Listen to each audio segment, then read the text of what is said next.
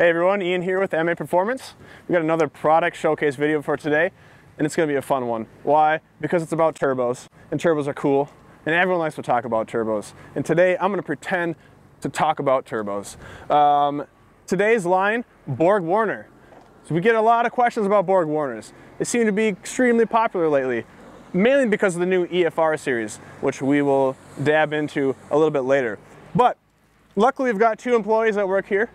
Both of them have two different BorgWarner turbos, so let's kind of go over their cars and kind of talk about the setups and figure out which one might work best for you. All right, so we got Jose here. Jose is 240, 1J is E-swap. Jose is one of our fabricators here.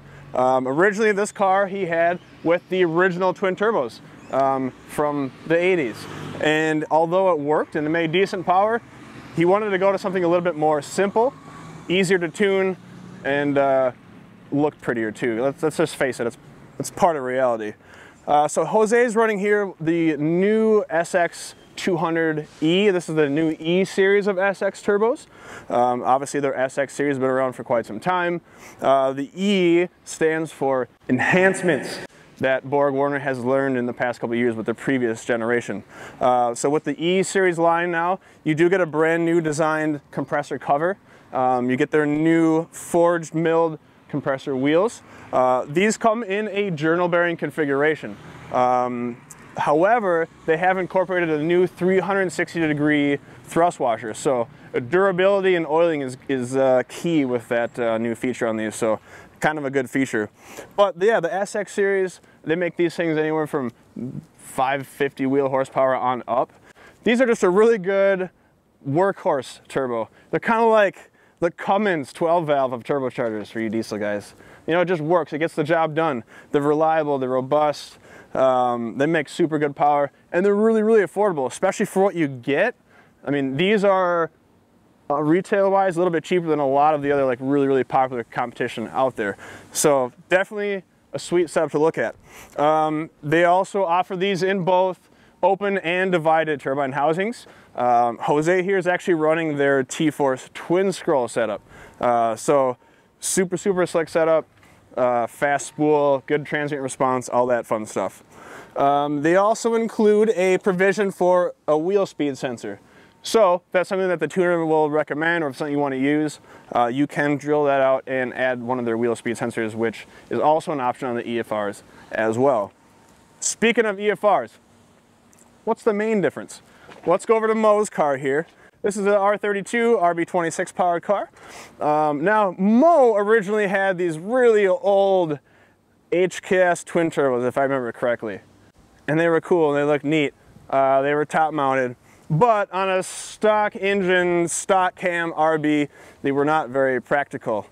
He wanted to bring up the power to a more modern feel, if you will. So he took off the twins and he opted for the new EFR series. So EFR series are super known for their really quick spool. I think that's kind of the most basic reason why people wanted to go to them. So what makes the EFR series different from their SX or their SXE series? Probably the biggest difference is going to be in their compressor wheel and the actual shaft itself. So this is using their Gamma Ti material, which a lot of people will also call the titanium kind of material. That means quicker transient response, quicker spool up, just a lot more responsive turbo.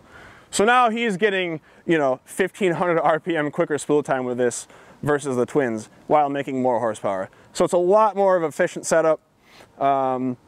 Also, the cool thing about these, which is why a lot of new turbo kits on the market are coming out with these EFRs too. They've got built-in recirculator valves. They've got built-in boost control solenoids. And as mentioned with the SXE, you also have a provision for the wheel speed sensor, so that can be added as well. Again, these are made in T3, T4, twin scroll options as well. So a lot of different variations that you can do. The EFRs can also come with an optional internal wastegate as well, which Mo is running here. This is an internally wastegated setup. Or you can order these without a wastegate, which is what Jose is running, as he's utilizing two external wastegates on his particular setup. So both can be configured with either way you want to go with. So Well, that pretty much wraps it up for our quick little product video today. If you do have any other questions on these BorgWarner Lion turbos, give us a call. We're here to help. You know, they obviously make multiple different sizes of each configuration depending on your power goals and the displacement of your engine and what you're just trying to do. So give us a call, let one of us kind of help you out, pick the best one for your needs. Otherwise, comment below, let us know if what other cool products you want to see on our YouTube channel. Thanks again, Ian signing out, and we'll see you soon.